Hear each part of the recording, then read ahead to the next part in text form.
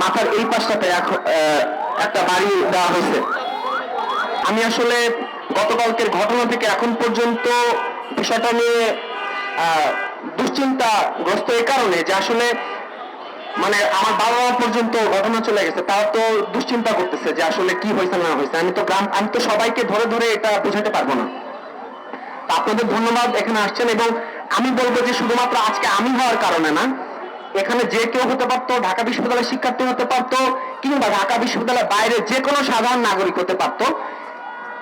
পুলিশের কোনো এখতিয়ার নাই যে যদি কেউ যদি অপরাধী হয়ে থাকে তাকে আইনি প্রক্রিয়ায় আপনি বিচার করতেই পারেন, কিন্তু আপনি নিরপরাধ কিছু পায় নাই এরপরে আপনাকে এইভাবে হেনস্থা করে, এবং যখন আপনি দেখতেছেন আপনার কাছে কিছু নাই এবং পুরোপুরি আপনি নিরাপদ, এরপরে কিন্তু গায়ে হাত তোলা হয়েছে।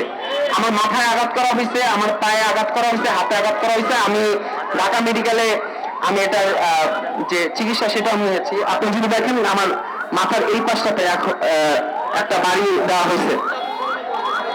তো এই হলো পরিস্থিতি, বলার মতো আসলে কিছু ভাষা নেই। এখানে যারা উপস্থিত ছিলেন, বিশেষত ঢাকা বিশ্ববিদ্যালয়ের শিক্ষার্থীরা, সবাইকে আমি ধন্যবাদ দিয়ে শেষ করতে পারবো না।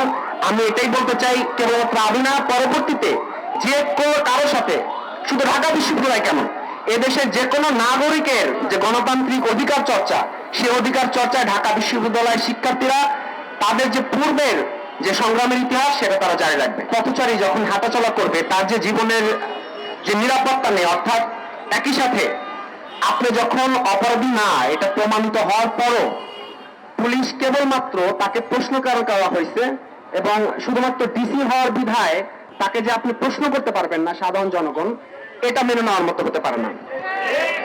আজকে ঢাকা বিশ্ববিদ্যালয়ে পড়ার কারণে কিংবা ঢাকা বিশ্ববিদ্যালয়ের মতো প্রতিষ্ঠানে পড়ার পর আমি যদি আক্রমণের শিকার হই, হয়তো এই কারণে আমি মোটামুটি আপনারা এখানে এসেছেন বা অনেকে আসছে, কিন্তু এখানে আমি বাদে যে কোনো একজন র্যান্ডম সাধারণ নাগরিক হতে পারতো, তখন কিন্তু হয়তো মিডিয়া কাভারেজ থেকে শুরু করে এত বড় কিছু হতো না, সবার সামনে আসতো না। আমরা দেখেছি ক্যাম্পাসে শিক্ষার্থীরা নিরাপদ নয়, ক্যাম্পাসে এই উদ্যানের ভিতরে এর আগে সাম্য হত্যাকাণ্ডের মতো ঘটনা ঘটছে, তার সুষ্ঠু কোনো তদন্ত আমরা এখনো পাইনি।